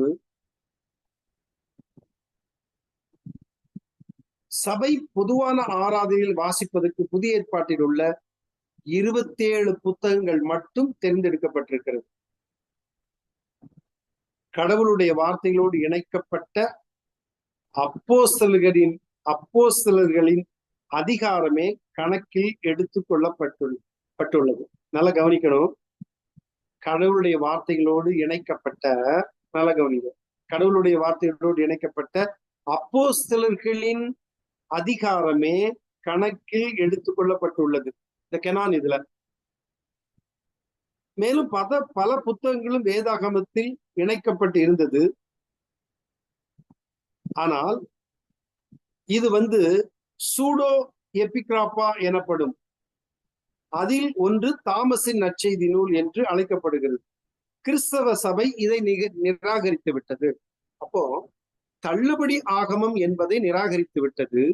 புதிய ஏற்பாட்டிலும் சிலர் தாமஸ் நிருபம், யூதா 2வது நிருபம் அப்படி இப்படி எல்லாம் எழுதுனத அங்கீகரிக்கல. அதை தள்ளி வச்சுட்டாங்க. பழைய ஏற்பாட்டிலையும் தள்ளிட்டாங்க, புதிய ஏற்பாட்டிலையும் தள்ளிட்டாங்க. ஓகே, நிறைவு பகுதிக்கு நம்ம வந்திருக்கிறோம். தள்ளுபடி ஆகமங்களாக தள்ளுவதற்கான காரணம் என்ன? அப்போகிரிப்பா. எபிரேய பழைய ஏற்பாட்டில் அது சேர்க்கப்பட தகுதியற்றது. நல்லா கவனிங்க. ஏன் தள்ளுபடி ஆகமம்? ஏன் அதை தள்ளி வச்சிருக்காங்க? கெனான் ஏன் அதை அங்கீகரிக்கல? அங்கீகரிக்காதனால எபிரேய பழைய ஏற்பாட்டில் அது சேர்க்கப்பட தகுதியற்றது என்பதை ஆதி முதலே யூத தலைவர்கள் தீர்மானித்திருந்தனர். ஆதி முதலே யூத தலைவர்கள் தீர்மானித்திருந்தனர். என்ன? எபிரேய பழைய ஏற்பாட்டில் அது சேர்க்கப்பட தகுதியற்றது. எது? அப்போகிரிப்பா, தள்ளுபடி ஆகும். சரி, தள்ளுபடி ஆகமங்களிலிருந்து இயேசு கிறிஸ்துவோ, நல்ல கவனிங்க, பழைய ஏற்பாட்டிலிருந்து இயேசு கிறிஸ்து, புதிய ஏற்பாட்டு ஆசிரியர்கள் பழைய ஏற்பாட்டிலிருந்து மேற்கோள் காட்டியிருக்காங்க. பழைய ஏற்பாட்டிலிருந்து வசனத்தை சொல்லி இருக்காங்க. ஆனா தள்ளுபடி ஆகமங்களிலிருந்து இயேசு கிறிஸ்துவோ மற்ற புதிய ஏற்பாட்டு ஆசிரியர்களோ மேற்கோள் காட்டவில்லை. எங்க தள்ளுபடி ஆகம புஸ்தகத்திலிருந்து எந்த ஒரு மேற்கோளும் காட்டப்படவில்லை. புதிய பழைய ஏற்பாடுகளில் 263 மேற்கோள்கள் நேரடியாக கூறப்பட்டுள்ளன. மறைமுகமாக 375 மேற்கோள்கள் கூறப்பட்டுள்ளன. எது வந்து பழைய ஏற்பாட்டுல. ஆனா தள்ளுபடி ஆகமத்திலிருந்து எதையுமே மேற்கோள் காட்டவில்லை. சரி, பழைய ஏற்பாட்டின் புத்தகங்களில் அட்டவணையில் யூத வரலாற்று ஆசிரியர், நல்ல கவனிங்க, பழைய ஏற்பாட்டின் புத்தகங்களின் அட்டவணையில் யூத வரலாற்று ஆசிரியர் ஜோசிபஸ் தள்ளுபடி ஆகமங்களை சேர்க்கவில்லை. தள்ளுபடி ஆகமத்தை ஏன் தள்ளி வச்சாங்க? ஆர்சி பைபிள சேர்த்திருக்காங்க. பொதுமொழி பைபிள்ல கூட தள்ளுபடி ஆகமம் சேர்க்கப்பட்ட பைபிள் இருக்கு, நான் வச்சிருக்கேன். ஆனா நல்லா கவனிக்கணும், வேத இந்த யூத ஆசிரியர், சரித்திர ஆசிரியர் ஜோசிபஸ் வந்து தள்ளுபடி ஆகமத்தில் உள்ள எந்த ஒரு தலைப்பையும் பழைய ஏற்பாட்டில் புத்தகங்களில் அட்டவணையில் சேர்க்கல. யாரு? யூத சரித்திர ஆசிரியர், ரொம்ப ஃபேமஸானவர். அவர் சொல்றது எல்லாரும் வேத பண்டிதர்கள் எல்லாம் அங்கீகரிப்பாங்க. அவரை குறிச்சு நிறைய சப்ஜெக்டே இருக்கு. ஜோசிபஸ் அப்படிங்கிறவர் தள்ளுபடி ஆகமத்திலிருந்து பழைய ஏற்பாட்டு புத்தகங்கள அட்டவணையில யூத வரலாற்று ஆசிரியர் அதை சேர்க்கல. சரி, அடுத்தது 4வது, தேவ ஆவியினால் ஏவப்பட்டு எழுதப்பட்டது என்பதற்குரிய அறிகுறி இந்த புத்தகங்களில் எதுவும் இல்லை. இந்த தள்ளுபடி ஆகமத்துல தேவ ஆவியினால் ஏவப்பட்டு எழுதப்பட்டது அப்படிங்கிற அறிகுறி இந்த புத்தகங்களில் எதுவுமே இல்லை. அடுத்தது 5வது, யெகோவா தேவனுடைய செய்தி ஒன்றும் யெகோவாவுடைய கர்த்தருடைய செய்தி ஒன்றும் குறிப்பிடப்படவில்லை. அடுத்தது 6வது, வரலாற்றுக்கும் வருடங்களுக்கும் நிலவியல் அமைந்திருக்கும் முரண்பாட்டு காரியங்கள் இதில் காணப்படுகின்றன. இதுக்கு வந்து நிறைய முரண்பாடுகள் காணப்படுகின்றன. வேதாகமத்திற்கும் உலக வரலாற்றுக்கும் முரண்பட்ட காரியங்கள் அநேகம் இருக்கின்றன. அதாவது வேதாகமத்துக்கும் உலக வரலாறு இருக்கு இல்லையா, உலக வரலாற்றுக்கும் முரண்பட்ட காரியங்கள் அநேகம் இருக்கின்றன. கடைசியா 7, வேத வசனங்களுக்கு முரண்பட்ட உபதேசமும் பழக்க வழக்கங்களும் இவைகளில் கூறப்பட்டுள்ளன. ரைட். அப்போ தள்ளுபடி ஆகமம் என்பது நம்முடைய பரிசுத்த வேதத்தில் சேர்க்கப்படவில்லை. யூதர்கள் அதை சேர்க்கவில்லை. யூதர்கள் அதை அங்கீகரிக்கவில்லை. ஆக நாமும் அதை அங்கீகரிக்கவில்லை. யூத சரித்திர ஆசிரியர் அதனுடைய அட்டவணையில அதை சேர்க்கவில்லை. ஜோசிபஸ் என்கிற யூத ஆசிரியர் சேர்க்கவில்லை. அநேக முரண்பாடுகள் அதில் இருக்கிறபடினால் தள்ளுபடி ஆகமத்தை நம்முடைய பரிசுத்த வேதாகமத்தில் நாம் சேர்க்கவில்லை. யூதர்களுடைய பழைய ஏற்பாட்டிலும் அது சேர்க்கப்படும். ஆமென். சரி, பிரைஸ் தி லார்ட். இன்னும் டைம் முடிஞ்சிருச்சுன்னா இதை முடிச்சிடலாம், இல்லைன்னா கிறிஸ்டாலஜி கொஞ்சம் ஆரம்பிச்சிடும். சார்ல்ஸ். ஓகே, வி ஹேவ் இன்னும் கொஞ்ச நேரம் இருக்குது. நீங்க கிறிஸ்டாலஜி ஒரு இன்ட்ரடக்ஷன் மட்டும் கொடுத்துடலாம் நீங்க. சரி, ஓகே. இந்த பிப்ளியாலஜி முடிச்சிட்டோம். பிப்ளியாலஜி சரியா. இப்ப கிறிஸ்டாலஜி. இப்ப எத்தனை சப்ஜெக்ட் முடிச்சிருக்கோம்? தியாலஜி, பிப்ளியாலஜி 3 முடிச்சிட்டோம். 3வது கிறிஸ்டாலஜி. கிறிஸ்டாலஜில பார்க்கும் பொழுது கிறிஸ்துவை பற்றி போதனை வேதத்தில எல்லாவற்றை காட்டிலும் மிக முக்கியமானது. வேதத்தில் எல்லாம் முக்கியமானதுதான், ஆனா மிக முக்கியமானது கிறிஸ்டாலஜி, அதாவது கிறிஸ்து இயல். கிறிஸ்துவை பற்றி படிக்கிற பாடம் கிறிஸ்து இயல். சரி, அதாவது இயேசு கிறிஸ்துவ கேட்டா சுமார் 2000 ஆண்டுகளுக்கு முன்பு இயேசு தம்முடைய சீஷர்களிடத்துல 2 கேள்வி கேட்டார். இன்னைக்கு அநேகர் என்ன நினைக்கிறாங்கன்னா, இயேசு கிறிஸ்து யாரு? மனிதனாய் பின்பு கடவுளாய் மாறினார் அப்படிங்கிறாங்க. தப்பு. சிலர் சொல்றாங்க மனித அவதாரம் என்று. அதுவும் சரியல்ல. இயேசு கிறிஸ்துவே என்ன கேட்கிறார்னா, சுமார் 2000 ஆண்டுகளுக்கு முன்பு இயேசு தம்முடைய சீஷர்களிடத்தில் 2 கேள்வி கேட்டார். அவை 2ம் மனிதர்களின் இருதயங்களில் ஒலித்துக் கொண்டிருக்கிறது. 2 கேள்வி மிக முக்கியமானது. நம்ம பரிசுத்த வேதத்தில் இருக்குது. அந்த 2 கேள்விக்கு நம்மளும் பதில் சொல்லணும். அப்போ ஒரு கேள்வி என்னன்னா, மத்தேயு 16ஆம் அதிகாரம்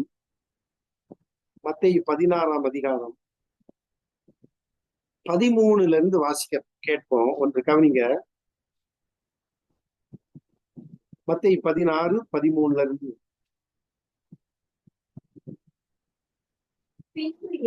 பின்பு இயேசு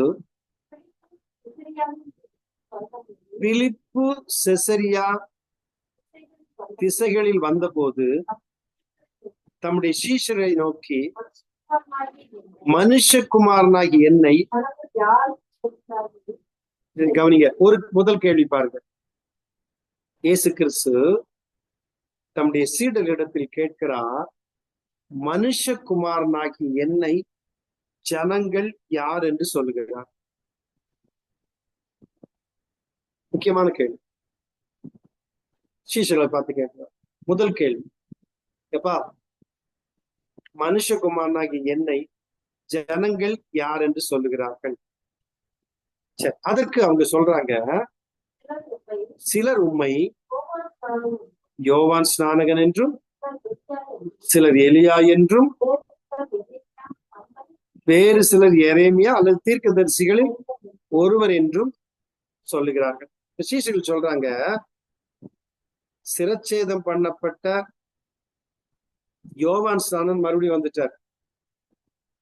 யோவான் ஸ்நானன் தான் இவரு அப்படிங்கிறாங்க. யாரு? ஜனங்கள். சிலர் இவர் தீர்க்கதரிசி எரேமியா, அடுத்தது எலியான்னு சொல்றாங்க, அல்லது தீர்க்கதரிசிகளில் ஒருவர் என்று சொல்கிறார். யாரு? ஜனங்கள். அப்போ இயேசு கிறிஸ்து கேட்ட முதல் கேள்வி சீஷர்களிடத்தில், ஜனங்கள் என்ன யார் என்று சொல்லுகிறார்? பதில், சிலர் யோவான் ஸ்நானன் சொல்றாங்க, சிலர் உம்மை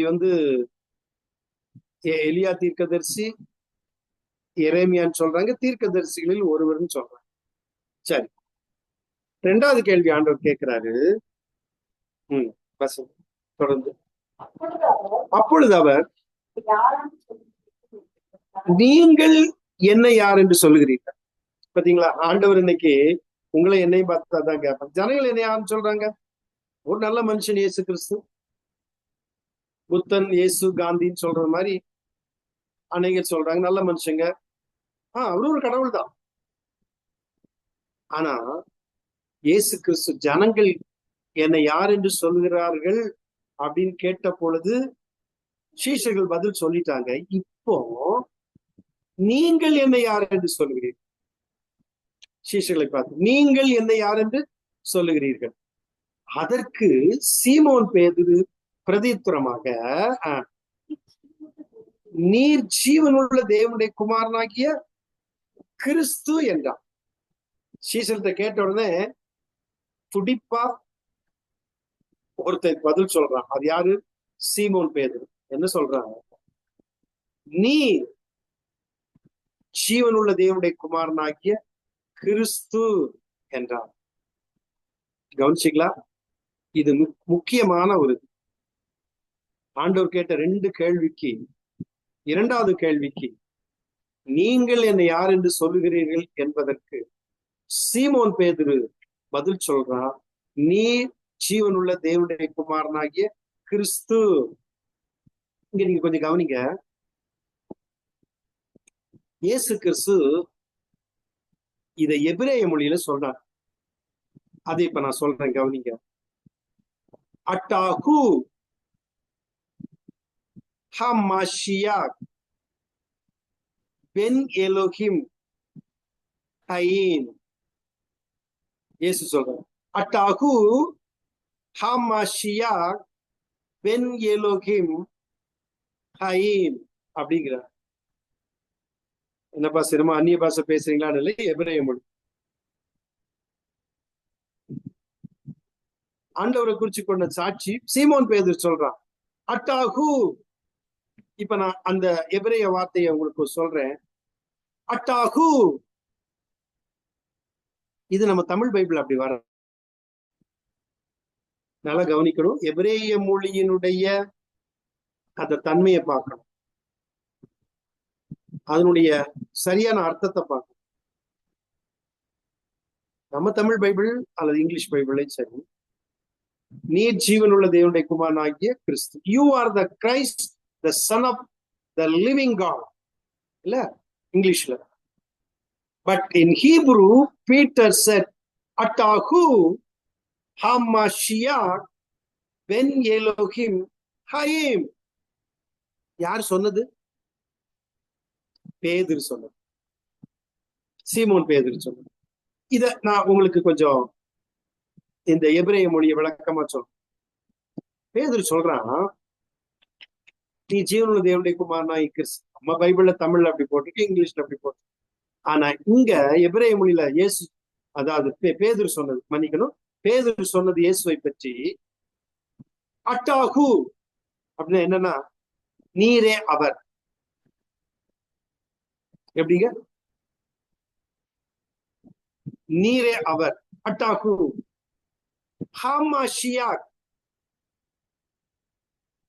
மேசியா. ஹமாஷியாக் ஹீப்ரூல வந்து ஹமாஷியாக். ஹமாஷியாக் அதாவது இங்கிலீஷ்ல அதாவது யூ ஆர் த கிரைஸ்ட், இல்ல யூ ஆர் த கிரைஸ்ட். எபிரேய மொழியில மாஷியாக், கிரேக்க மொழியில கிறிஸ்டோஸ். நம்ம கிறிஸ்டாலஜி படிக்கிற பத்தி எபிரேய மொழியில கிறிஸ்டோஸ். இப்ப பேதுரு சொல்றான், அட்டாஹு ஹமாஷியாக், நீரே அவர். எல்லாம் நீங்க அப்படியே மெதுவா சொல்லி பாருங்க. நீரே அவர், மேசியா, பென் எலோஹிம், தேவனுடைய குமாரன். பென் அப்படின்னா மகன், ஏலோஹிம்னா தேவன். பென் என்றால் மகன், சொந்த மகன். பென் எலோஹிம், தேவனுடைய குமாரன். ஹயீம், ஹயீம் லிவிங். சரி, இதை கொஞ்சம் முடிஞ்சா எழுதிக்கிறீங்களா? நான் சொல்றேன். அட்டாஹு ஏ D T A, atta. A D T A, அட்டா. ஹூ, ஹெச் யூ, ஹூ. அட்டாஹு ஹமாஷியாக், H A M A S H I A C H, ஹமாஷியாக். பென், பிஇஎன், பென். எலோஹிம், ELOHIM, எலோஹிம், பென் எலோஹிம். ஹயீம், ஹயீம், CHAYYIM, ஹயீம், லிவிங், லிவிங். பேதுரு சொல்றான், இயேசு கிறிஸ்து கேட்ட கேள்விக்கு, நீங்கள் என்னை யாருன்னு சொல்ல. அட்டாஹு ஹமாஷியாக் பென் எலோஹிம். இந்த அட்டாஹுன்னா என்ன? நீரே அவர், நீரே அவர். ரொம்ப அர்த்தம் உள்ளது. நீரே அவர்னா என்ன? ஏற்கனவே நீர் இருந்தீர். கர்த்தருடைய தூதனானவராக வெளிப்பட்டீர்.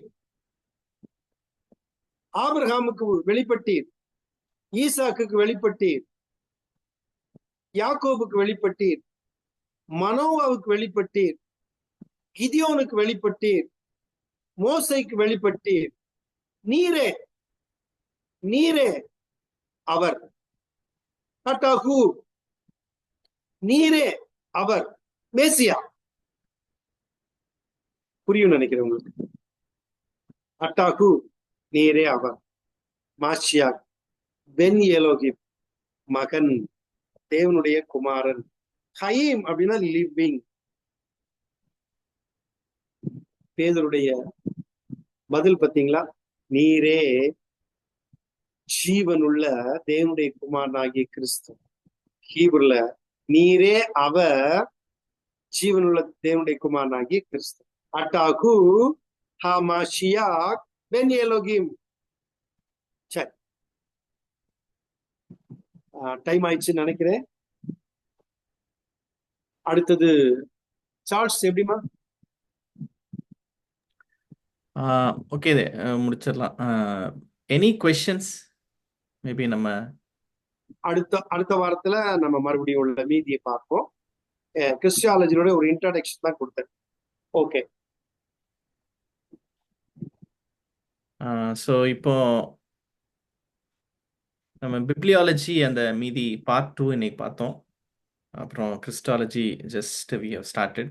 ஸோ இன்னைக்கு பார்த்த செஷனில் இல்லை இதுக்கு முன்னாடி உள்ள செஷன், நீங்கள் ஒரு சிலர் நீங்கள் லாஸ்ட் செஷன் அட்டன் பண்ணியிருக்க மாட்டீங்க. நான் அந்த வீடியோஸ் நான் இன்னும் என்னால் அப்லோட் பண்ண முடியல. அது நாளைக்கு நான் அப்லோட் பண்ணிடுறேன். அந்த வீடியோஸ் எல்லாமே, இந்த 4 செஷன்ஸோட வீடியோஸும் அப்லோட் பண்ணிடுறேன். ஸோ நீங்கள் லாஸ்ட் ஃபியூ செஷன்ஸ் அட்டன் பண்ணாதவங்க நீங்கள் அந்த செஷனை நீங்கள் யூடியூப் லிங்க்ல நீங்கள் பார்த்து அதை தெரிஞ்சுக்கலாம். ஸோ இப்போ வந்து டைம் ஃபார் கொஷின்ஸ். உங்களுக்கு இது வரைக்கும் நீங்கள் கேட்ட இந்த செஷனில் ஏதாவது கொஷின்ஸ் இருந்துச்சுன்னா now is the time. Okay, எனக்கு ஒரு கொஷின். அந்த நேரடியான வெளிப்பாடுன்னு நீங்க சொன்னீங்கல்ல, அதுல வந்து ஃபர்ஸ்ட் வந்து ஆதியாகமம் 1வது அதிகாரம் 2வது அதிகாரம்னு சொன்னீங்க. எபிரேயர் 1வது அதிகாரத்தை நீங்க எக்ஸ்பிளைன் பண்ணிட்டீங்க. 1வது அதிகாரம் 1வது வசனம் 2வது வசனம். இந்த டைரக்ட் ரெவலேஷன் ஆதியாகமம் 1வது அதிகாரம் 2வது அதிகாரம் அப்படிங்கிறது அது எதை மீன் பண்ணீங்க? அது those are all direct words from God அப்படிங்கிற மாதிரி. ஆமா, அதாவது ஆதியாகமம் நேரடியான வெளிப்புல 3ஆம் அதிகாரம் 9-19 முடிய அப்படின்னு நான் சொன்னேன். ஆதியாகமம் 3:9-19 முடிய.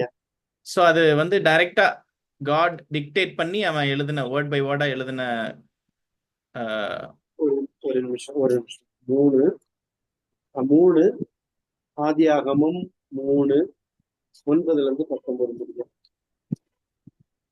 அதாவது, அப்பொழுது தேவனாய் கர்த்தர் ஆதாமை கூப்பிட்டு, நீ எங்கே இருக்கிறாய் என்றார். அதற்கு அவன், நான் தேவரீருடைய சத்தத்தை தோட்டத்திலே கேட்டு நான் நிர்வாணியா இருப்பதினால் பயந்து ஒளித்து கொண்டேன் என்றார். ஆமா, அப்படி வருது. அப்போ ஆதாமோட ஆண்டவர் டைரக்டா பேசினார். அது மட்டும் இல்ல, மோசையோடு முகமுகமாய் பேசினான்னு போட்டிருக்கு. யாக்கோபோடு, இந்த வசனம் குறிக்கல, யாக்கோபோடு பேசினார். அவன் வந்து யாக்கோபு பயந்து, ஐயோ ஆண்டவர் இப்படி பேசிட்டாதான் பயப்படுறான். ஆண்டவர் டைரக்டா பேசினார், போராடுறான் ஆண்டவரோடு. அவன் மோசையோட முகமுகமாய் பேசினார் இல்லையா? நம்ம ஒரு வசனம் கூட நம்ம அதை படிச்சோம். மோசையோடு ஆண்டவர் அவன் பேசினதை நம்ம பார்த்தோம். எப்படின்னா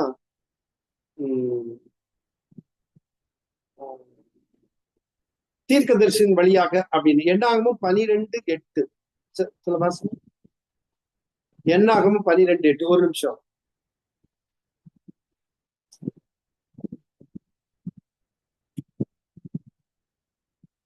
எண்ணாகமும் 12. நான் அவனுடன் மறைபொருளாக அல்ல, முகமுகமாகவும். பாத்தீங்களா? நான் அவனோடு மறைமுகமாய் அல்ல அப்படின்னா டைரக்டா, மறைமுகமாக அல்ல, முகமுகமாகவும் பிரத்யட்சமாகவும் பேசுகிறேன். அவன் கர்த்தருடைய சாயலை காண்கிறான். அப்போ தேவன் டைரக்டா பேசுறார். ஆனா ஒண்ணு, தேவன் டைரக்டா பேசினாலும் இந்த இடத்துல பேசுறது யாரு அப்படின்னா, நீரே அவர் அப்படின்னு அவன் சொன்ன பாத்தீங்களா? அந்த இடத்துல கிறிஸ்து தான் கர்த்தருடைய தூதனானவர்னு வெளிப்பட்டதுல எல்லாம் அநேக வேத பண்டிதர்கள் சொல்லக்கூடியது அதுதான். என்ன அப்படின்னா, கர்த்தருடைய தூதனானவர் என்பதெல்லாம் கர்த்தர் தான் டைரக்டா பேசணும். ஓகேவா? Okay okay, yeah got it. Any other questions? நம்ம I think we should make it lively. So ஏதாவது क्वेश्चंस இருந்துச்சுன்னா நீங்க ப்ளீஸ் ஆஸ்க்.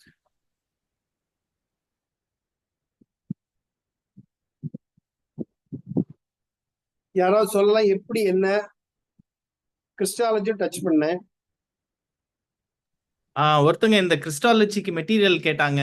மெட்டீரியல் அந்த நான் அடுத்த வாரம் கொடுத்தேன். ஓகே, அடுத்த வாரம் கொடுத்தேன். Okay okay. அடுத்த வாரம் கிறிஸ்டாலஜி. நான் இன்னைக்கு இதை துவங்குவேன் அப்படின்னு எதிர்பார்க்கல. டைம் இருந்தனால அதை ஆரம்பிச்சிட்டேன். அடுத்து ஃபுல் இதை அப்படியே அனுப்பிடுறேன். கிறிஸ்டாலஜி நோட்ஸ் அப்படியே அனுப்பிடுறேன். ஓகே.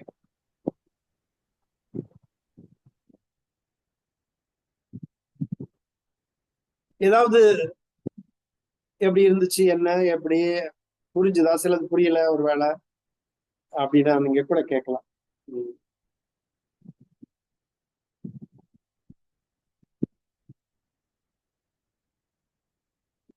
சரி, எப்படி இருந்ததுன்னு சொல்லுங்களேன். சந்தேகத்தை விட்டுருங்க.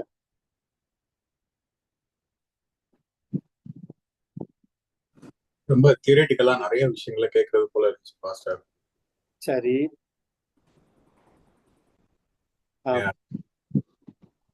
புதிதாய் தெரிஞ்சிருக்கலாம் ஒருவேளை. ரைட்.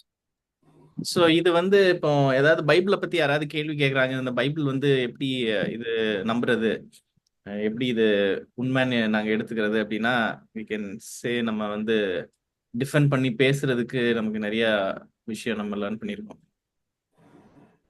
ஸோ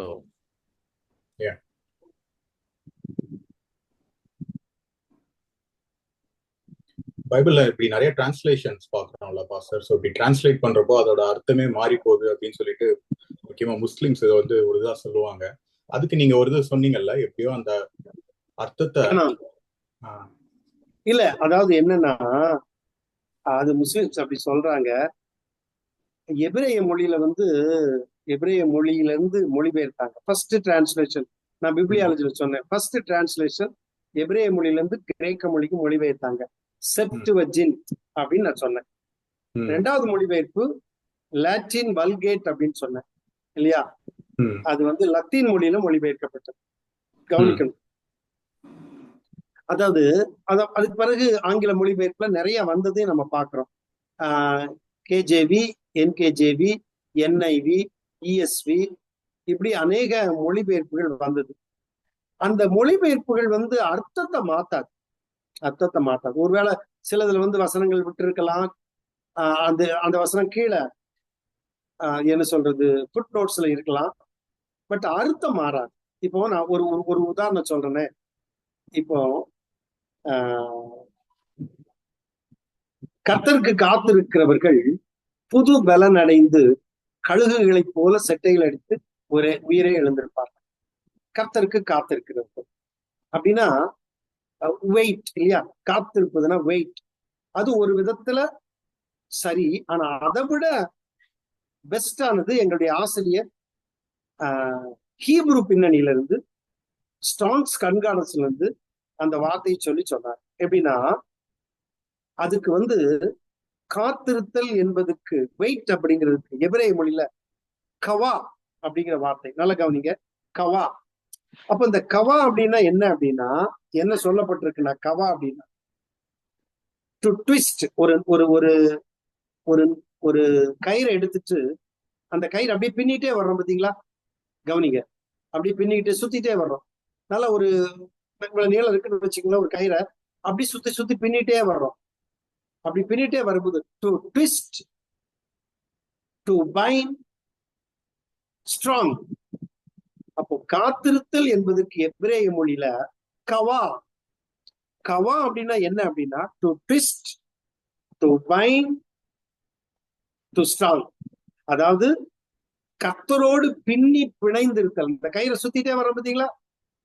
கயிறை சுத்திட்டே வரோம். நல்ல கவனிங்க, ஒரு 3 கயிறு எடுத்து அப்படி சுத்துறோம், சுத்திட்டே வர்றோம். அதை போல ஆண்டவரோடு சுற்றி இருப்பது, ஆண்டவரோடு பிணைக்கப்பட்டிருப்பது, ஆண்டவரோடு கட்டப்பட்டிருப்பது, அதுதான் டு ட்விஸ்ட். சுற்றி இருப்பது, பிணைக்கப்பட்டிருப்பது. அது மீனிங்க மாறுறது மாதிரி இருக்கு பாத்தீங்களா? காத்திருப்பதுதான். ஆனா அதனுடைய எபிரேய மொழியினுடைய சரியான மூல மொழி டிரான்ஸ்லேட் பண்ண முடியல. புரியுதா உங்களுக்கு? இன்னும் பாருங்க, ஒண்ணு சொல்றேன் பாருங்களா. ஆதியாகமம் Genesis 1:1 in the beginning God created heavens and earth. ஆதியில தேவன் வானத்தையும் பூமியும் சிருஷ்டித்தார். அதுல என்ன போட்டிருக்குன்னா ஹீப்ருல பெரிஷித் பாரா ஏலோஹிப் எட் அப்படிங்கிற ஒரு வார்த்தை. எபிரேயனுடைய முதல் எழுத்து ஆலப், கடைசி எழுத்து டவ். இந்த 2 எழுத்து மட்டும் இருக்கு. எந்த ஆங்கிலத்திலையும் சரி வேற எந்த லாங்குவேஜ்லயும் இதை மொழிபெயர்க்க முடியல. ஏன்? முதல் எழுத்து எபிரேய முதல் எழுத்து ஆலப், கடைசி எழுத்து டவ். என்ன சொல்ல முடியும்? ஆனா இவங்க முஸ்லிம் சொல்றாங்க பாத்தீங்களா? நான் அதுக்கு சொல்ற பதில், ஆண்டவர் முதல்ல வானத்தையும் பூமியும் சிருஷ்டித்தார். ஆனா ஃபர்ஸ்ட் லாங்குவேஜும் உண்டாரு. ஒண்ணு கிறிஸ்டாலஜில படிக்கும்போது நம்ம மறுபடியும் படிக்க போறோம். ஜெனிசஸ் 1:1 கிறிஸ்து வர்றாரு. நான் எப்படி உங்களுக்கு கிறிஸ்டாலஜி டீச் பண்ணும்போது நான் சொல்றேன். அந்த ஜெனிசஸ் 1:1 கிறிஸ்து வர்றாரு, லாங்குவேஜ் வருகிறது, பரலோகம் வருகிறது, பூமி வருகிறது. ரொம்ப அழகா இருக்கும். அந்த வசனத்தை சொல்லி கிறிஸ்து எப்படி இருக்கிறார் அதுல அப்படிங்கிறத வேதத்துல இருந்து நான் நடத்தும் போது சொல்றேன். சரியா? அதனால எபிரேய மொழியில இப்ப பாக்கியவான் அப்படின்னு இருக்கு. பாக்கியவான் அப்படிங்கிறத எபிரேய மொழியில ஆஷர் அப்படின்னு மொழிபெயர்த்து. அதாவது எபிரேய மொழி ஆஷர். ஆஷர் அப்படின்னா நம்ம என்ன பண்ணிருக்கோம்? ஆங்கிலத்துல பிளஸட் மேன். ஆனா தமிழ்ல பாக்கியவான் போட்டு ரொம்ப அர்த்தம் உள்ளது, கவனிக்கணும். அப்போ அந்த ஆஷர் அப்படிங்கிறதுக்கு என்ன அர்த்தம்னா ஹாப்பி பர்சன், பிளஸட் மேன். சந்தோஷத்தையும் ஆசீர்வாதத்தையும் பெற்றவன் பாக்கியவான், ஆஷர். சோ ஒரு வார்த்தைக்கு நிறைய அர்த்தங்கள் உண்டு. எபிரேய மொழி ரொம்ப, அதனால நமக்கு டிரான்ஸ்லேட் பண்ண முடியல, அவ்வளவுதான். அதனால டிரான்ஸ்லேட் வந்துட்டே இருக்குது. டிரான்ஸ்லேஷன் வந்துட்டே. ஓகே, டவுட் எது இருந்தா நீங்க கேட்கலாம்.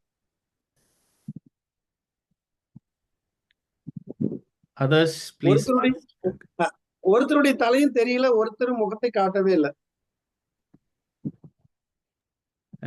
நிறைய பேர் தூங்கிட்டாங்க போல. முகத்தை காட்டியால் ஒரு சும்மா. Any other questions? பிரதர் ரொம்ப நல்லா ஒரு கேள்வி கேட்டாரு டிரான்ஸ்லேஷனை பத்தி.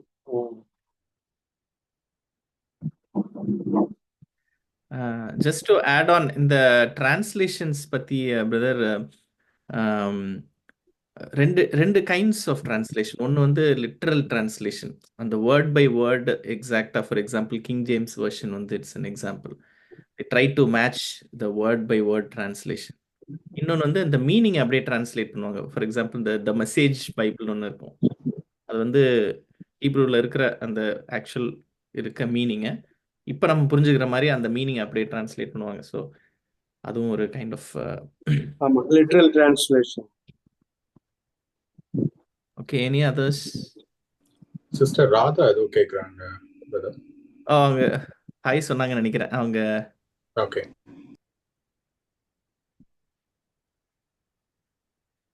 ஓகே. Any other questions? வேற எதுவும் கொஷின்ஸ் இல்லை அப்படின்னா we will wind up the class. நீங்க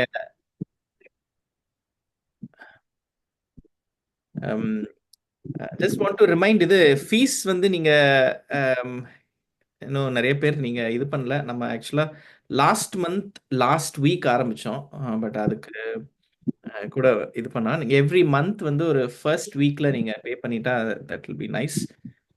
ஸோ நீங்க இந்தியாவில் இருக்கிறவங்க நீங்க I will send the GPay number, அப்பாவோட நம்பரை நான் வந்து உங்களுக்கு அனுப்பிடுறேன்.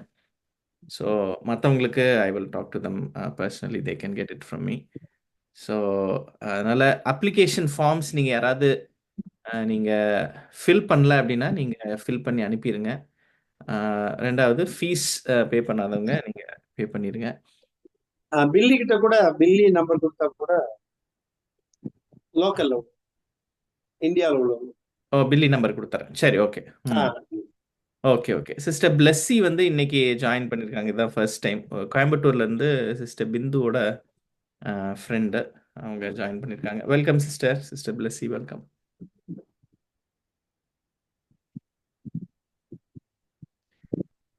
Okay, so if we don't have any questions, we will wind up the session. So நம்ம நெக்ஸ்ட் வீக் ஃப்ரைடே பார்ப்போம். இந்த அசைன்மெண்ட்ஸ் ஒரு சிலர் நீங்கள் ஆரம்பிச்சிட்டிங்க, நானும் இன்னும் ஆரம்பிக்கல. இந்த தியாலஜி மெட்டீரியலை வந்து we are making it ready. So நாளைக்கு வந்து தியாலஜி மெட்டீரியல் வந்து ரெடி ஆயிரும். அதுக்கப்புறம் bibliology we will start. So அந்த அசைன்மெண்ட்ஸ் நீங்கள் வந்து ஒவ்வொரு செஷன் முடிய அந்த அசைன்மெண்ட்ஸ் நீங்கள் வந்து எழுதிட்டு நீங்கள் அந்த நம்ம குரூப்பில் நீங்கள் போட்டு விட்ருங்க. So see you all next Friday.